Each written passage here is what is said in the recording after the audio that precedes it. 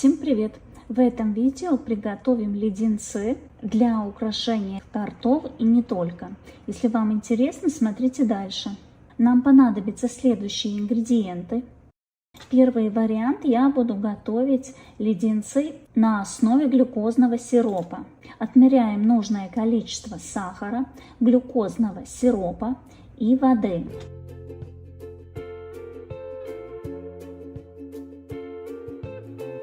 Сразу отмеряю второй ковшик, где я буду пробовать готовить те же самые леденцы, только на инвертном сиропе. Отмеряю воду, сахар и инвертный сироп. Пропорции оставляю те же самые, так как в многих рецептах сказано, что глюкозный сироп можно заменять на инвертный сироп. Ставим ковшик на плиту. Первый вариант: я буду готовить сироп на глюкозном сиропе. Включаю плиту на самую высокую температуру. Как только сироп начинает вариться, я снижаю температуру до половины. Сироп ни в коем случае мешать нельзя, только можно приподнять ковшик, как бы потрясти, помешать с помощью ковшика этот сироп.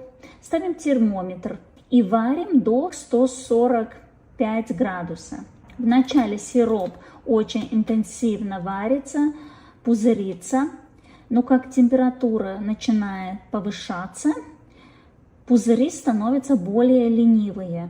Когда сироп достигает 135-138 градусов, можем добавлять лимонную кислоту. И сейчас уже можем ложечкой перемешать, чтобы лимонная кислота перемешалась в сиропе. Снимаем с плиты, продолжаем мешать, чтобы сироп равномерно остужался, чтобы лимонная кислота растворилась. Проверяем температуру. Рабочая температура, чтобы удобно было отливать леденцы, 125-130 градусов.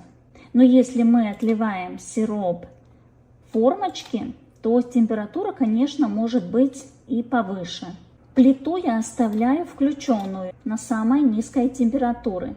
Наливаю сироп в вот такие силиконовые формочки. Ковшик ставлю обратно на плиту. Там стоит у меня самая низкая температура, чтобы сироп не остывал. Сироп равномерно распределился по формочке. Я ему помогаю вот такой зубочисткой распределиться.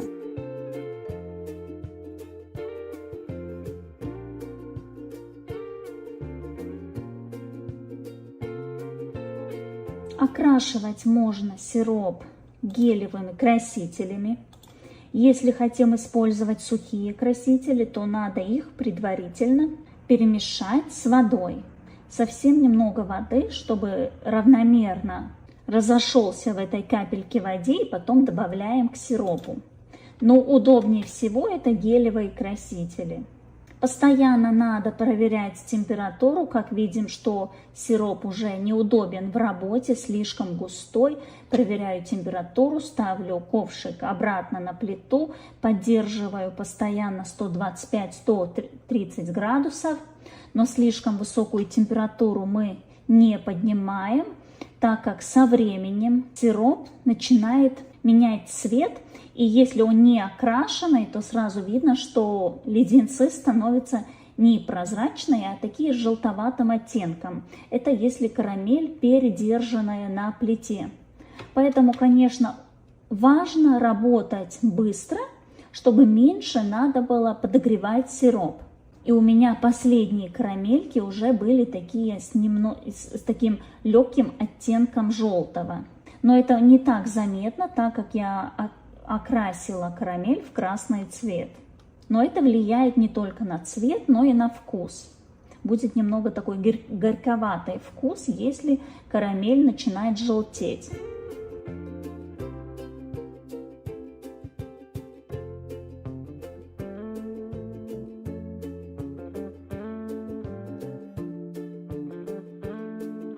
Карамельки можно отливать вот в такие формочки для печенья, вырубки, но их обязательно внутреннюю часть надо промазать растительным маслом. Тогда карамельки очень хорошо отсоединяются и не прилипает к формочке. Такой вариант подходит, если у вас нету силиконовой формочки, или вы хотите сделать идеально круглые, идеальной формы, но у вас вручную не получается, тогда, конечно, вот такие вырубки приходят на помощь.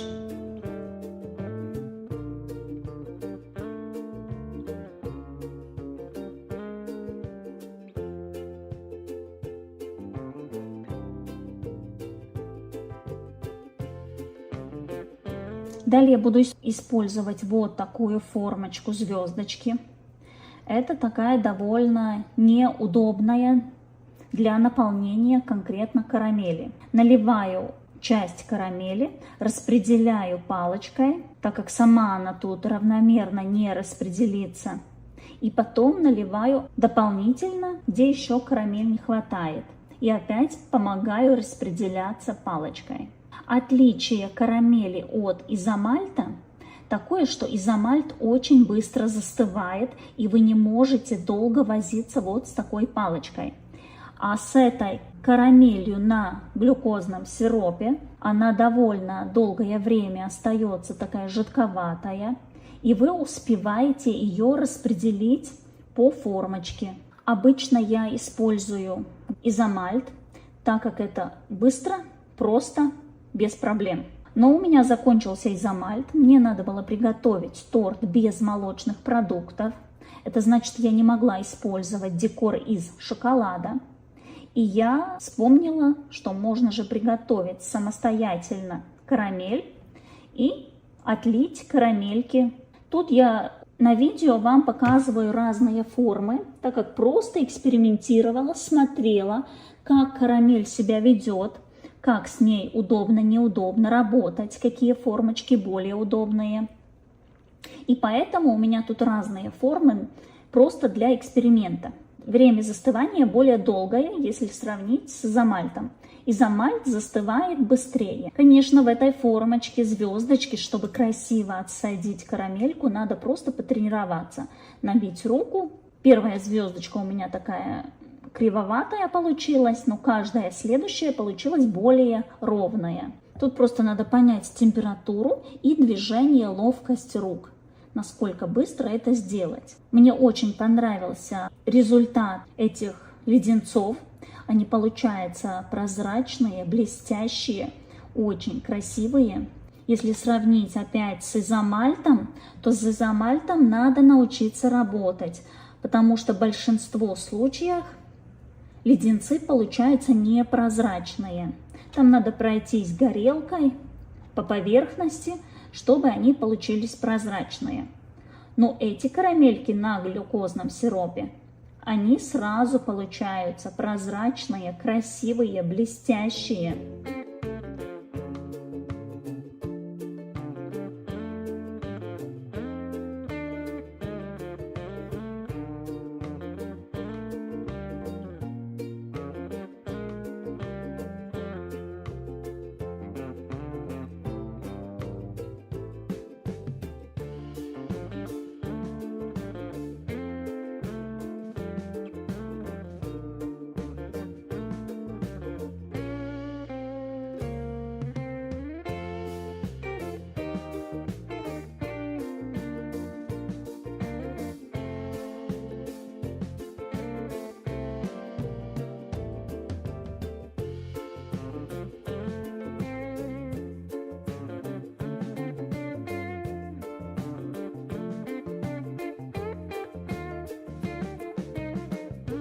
Леденцы из этих вырубок, формочек достается без проблем, если вы предварительно промазали растительным маслом. Совсем немного надо отодвинуть формочку от леденца, и леденец сам отсоединяется.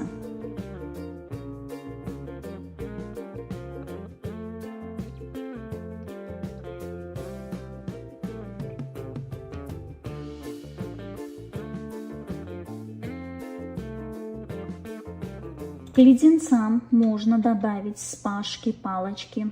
по необходимости. Палочки можно ставить сразу, как налили карамельку, сразу ставим палочку, или потом расплавили опять карамель, приклеиваем к леденцу. Также можно делать с этими вырубками, с таким как бы узором. Если у вас есть такие силиконовые коврики с разными узорами.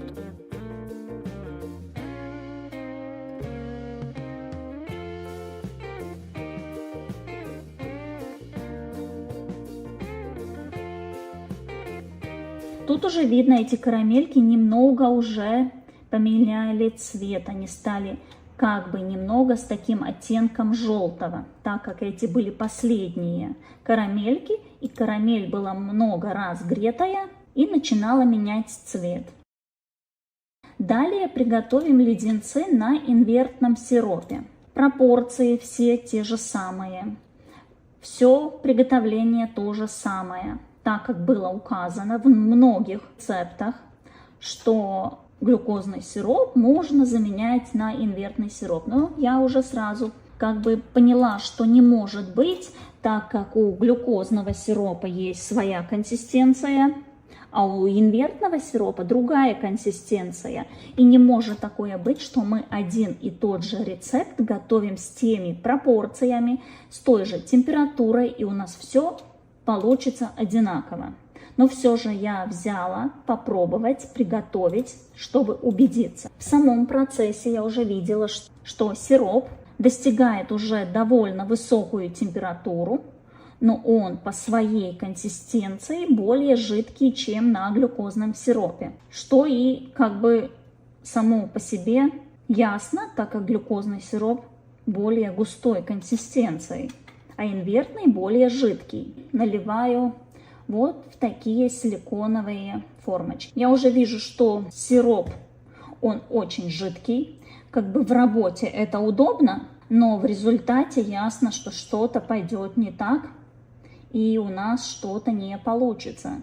Отлила всю карамель, оставила до полного остывания и потом достала из этих силиконовых формочек. Доставалась очень удобно, карамель оставалась такая, как бы она застыла, но она была эластичная, она прогибалась, она не была твердая, как на глюкозном сиропе. Потом я эти карамельки поставила на силиконовый коврик, и они через какое-то время, они так простояли пару часов, стали вот такие расплывчатые, липкие. Они просто начали таять. Даже узор уже не виден на карамельках, все расплавилось в такую массу блинчик.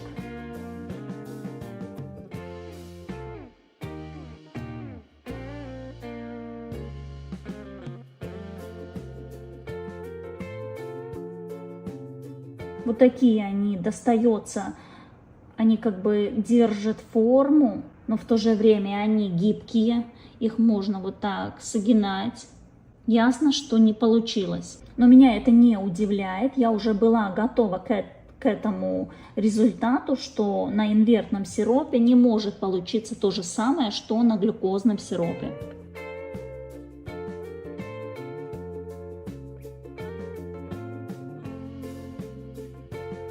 Те карамельки, которые стояли в силиконовом молде, нижняя часть, которая прикасается к самой форме, она твердая, не липкая, а та часть, которая сверху, к которой поступает воздух, она вся вот такая липкая, влажная и сверху начинает таять.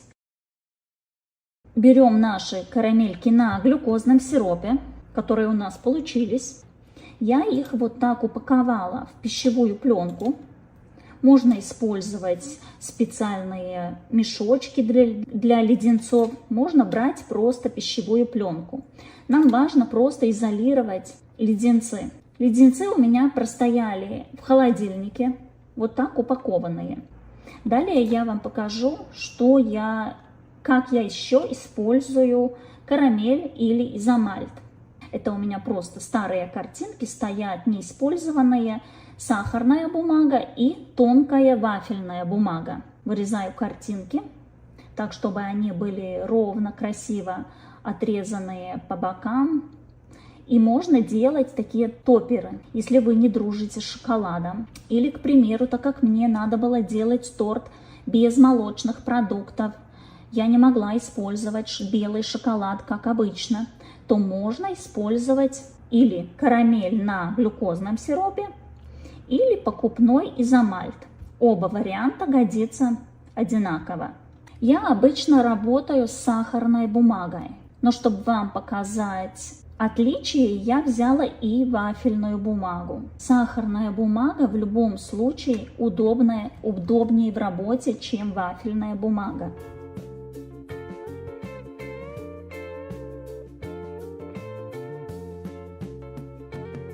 Так же само берем прозрачную карамель на глюкозном сиропе или расплавленный изомальт и распределяем по картинке. Температура такой карамели не может превышать 130 градусов и не может быть ниже 125 градусов.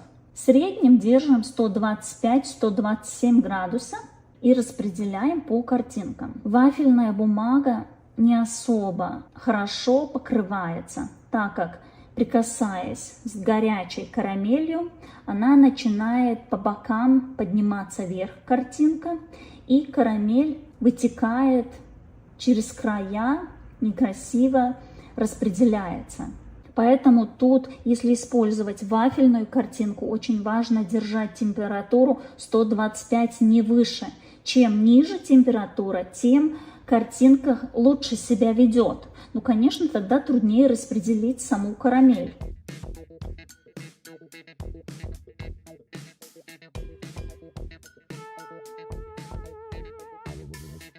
Вот тут видно, вот эта круглая картинка, она сразу начинает скручиваться, и карамель просто некрасиво вытекает.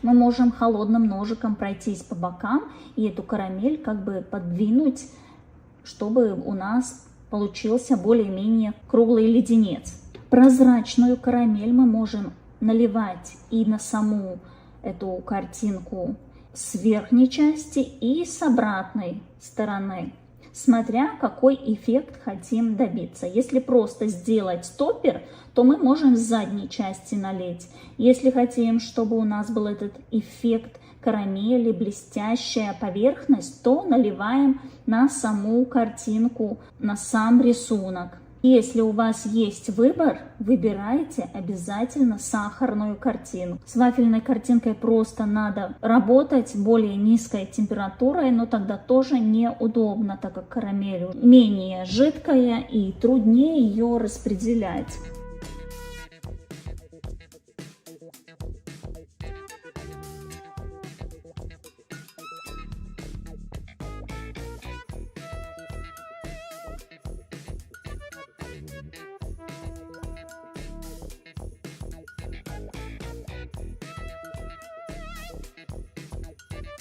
На сахарную картинку я наливаю карамель, потом зубочисткой просто красиво, равномерно распределяю. Если вы используете изомальт, тогда, конечно, вам надо работать быстро. Изомальт застывает очень быстро.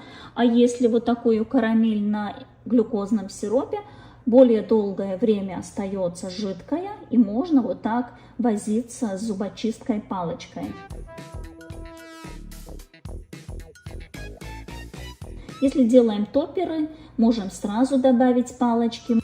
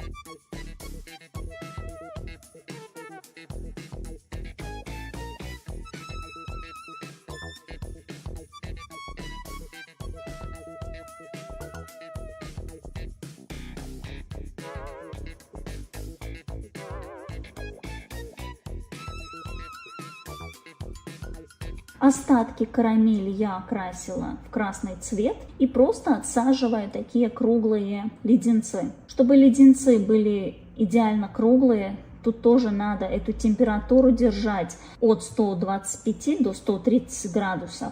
Если температура будет ниже, то леденцы получатся более толстые. Если температура будет слишком высокая, леденцы будут слишком тонкие, и они не распределятся равномерно, не получится идеально круглые. Для идеального результата просто надо брать, работать. С одним разом не получилось, ничего страшного. Берем, работаем еще раз. Надо потренироваться и понять, как с ней работать.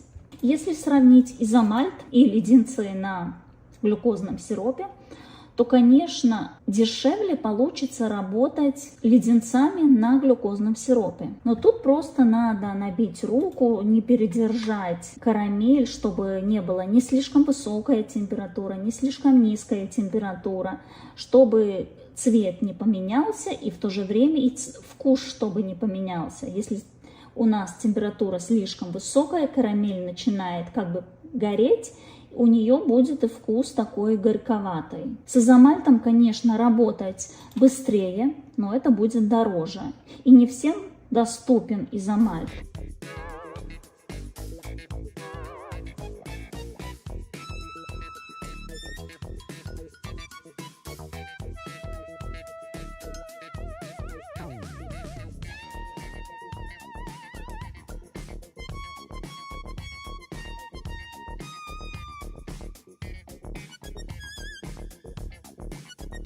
Вот эти леденцы, которые с вафельной бумагой, видно, они неровные, картинка согнулась, потом согнулась и карамель, и они получились такие неровные.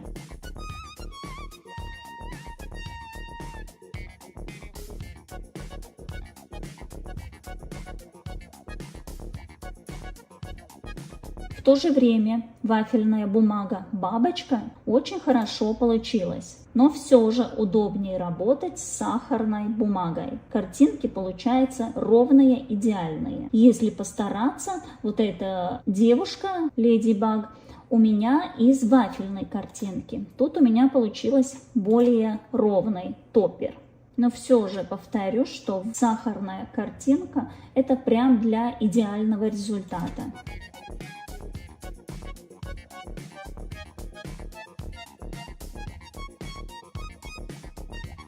И даже если картинку ставить на карамель, отлили карамель и ставим потом вафельную бумагу, все равно вафельная бумага скручивается и получается неровная поверхность.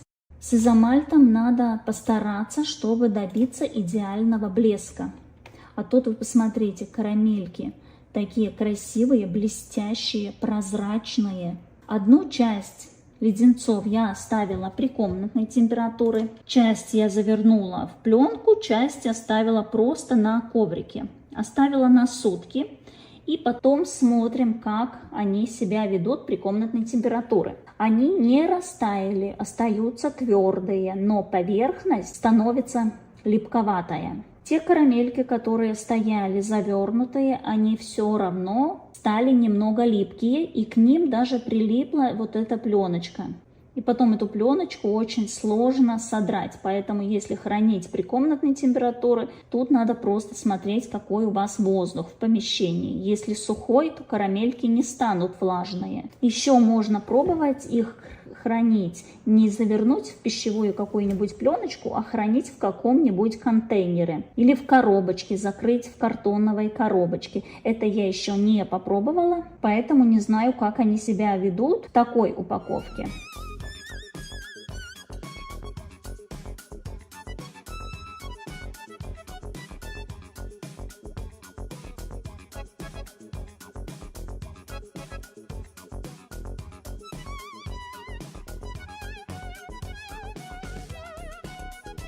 Вторая часть у меня стояла в холодильнике. Тоже две карамельки, два леденца стояли просто на тарелочке.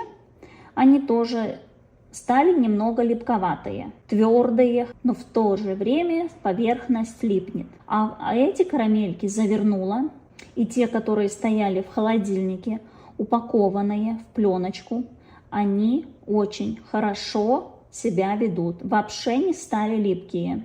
Очень хорошо отходит от пленочки. И еще важно упаковать в пленочки тогда эти леденцы, когда они полностью остыли. Ни в коем случае не упаковать теплые леденцы. Вот такие красивые, глянцевые, прозрачные леденцы получаются на глюкозном сиропе.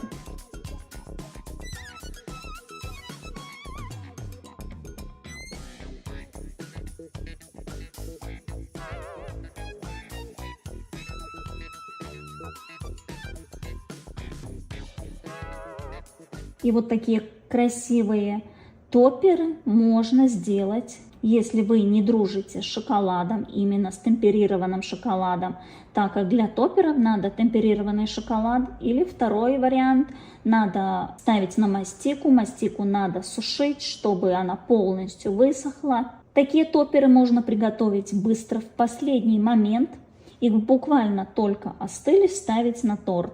Если со временем на торте они стоят и стали совсем немного липкие, это ничего страшного. Они не растают и все равно будут хорошо держать форму. Как я сказала, этот эксперимент я проводила с домашними леденцами для торта, который нужен был, чтобы был приготовленный без молочных продуктов. Обычно я использую для топперов белый шоколад, а тут мне надо было сделать карамель. Обычно я покупаю изомальт, но тут как специально у меня закончился изомальт, и надо было приготовить леденцы. Все получилось, карамельки получились, эксперимент удался, все красиво, устойчиво держится.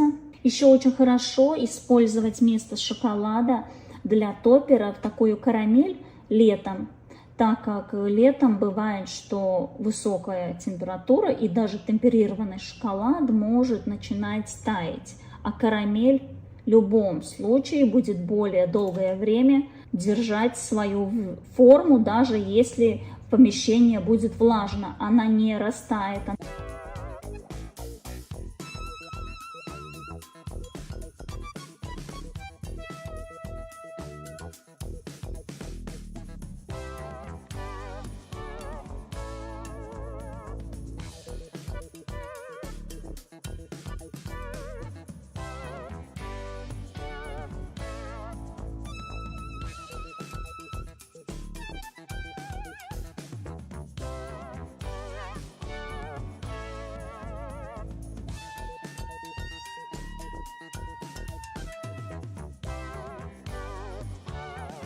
И тут я добавила еще один тортик, где я тоже использовала изомальт для топперов на сахарной картинке. Специально взяла вместо шоколада изомальт для такого эффекта.